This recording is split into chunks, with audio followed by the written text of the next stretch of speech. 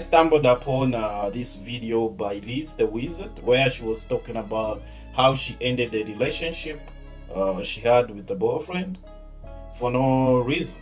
I decided to end my relationship with my partner.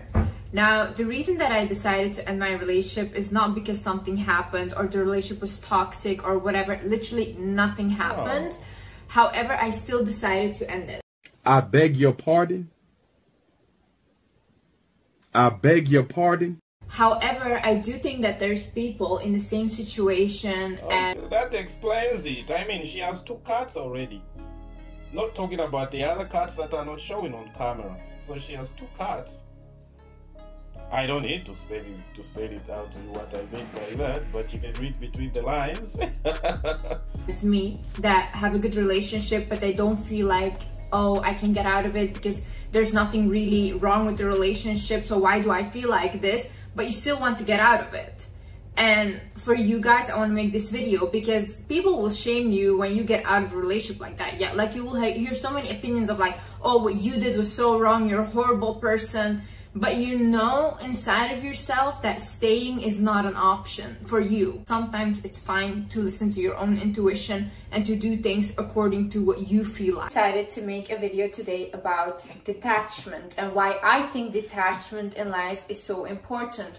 Not only... Okay, so this is a video she did 6 months ago where she was talking to her audience about detachment. How best you can detach from somebody.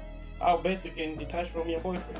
How best she can, and the benefits of her detaching herself from the boyfriend.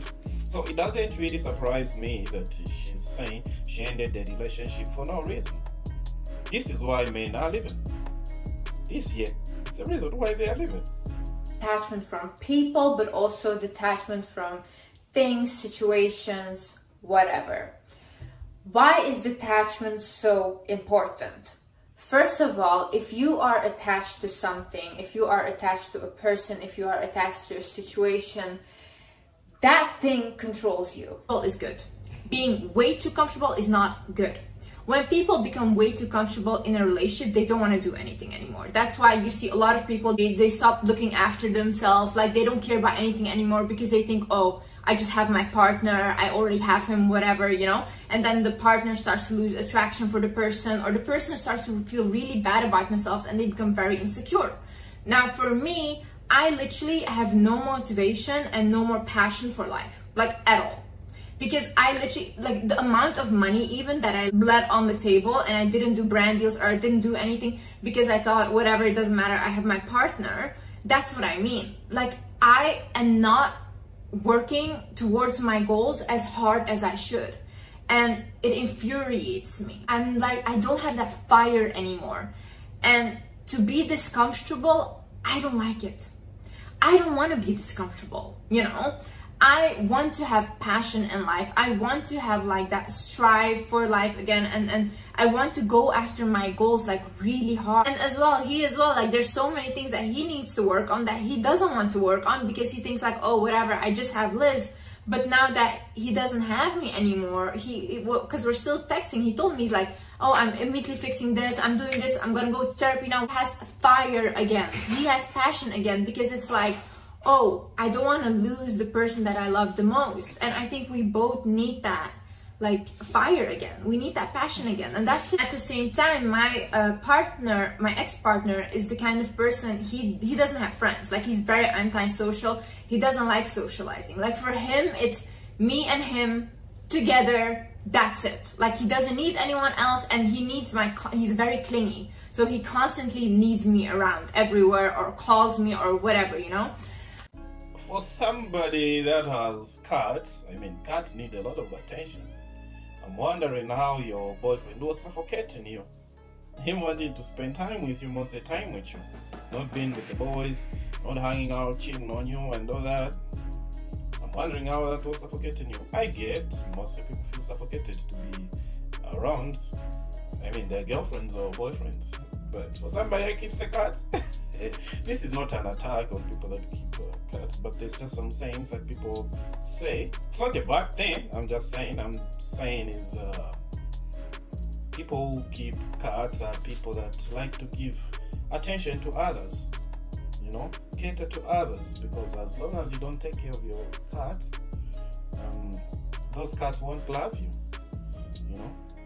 For me, I miss having friends. I miss like having relationships with women, especially because he's my best friend, and because he's my best friend, I am literally not looking out or going out with girls anymore or creating new friendships, because I think, oh, anyways, I'm just with him. I'm at a point in my life where I wouldn't even date myself, because I don't think I have a healthy pattern when it comes to dating, because I always put my partner first. And until I fix this unhealthy pattern that I have, I don't think I should be dating at all.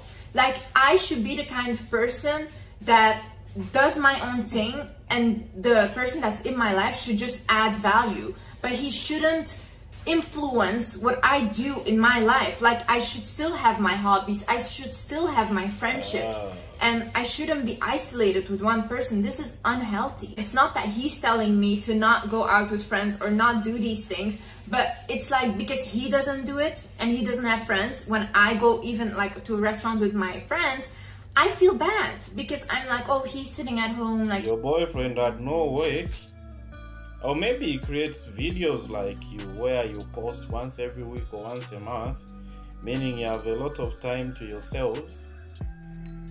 Make it make sense. He didn't have things to do for himself, or maybe he was depending on you for the income.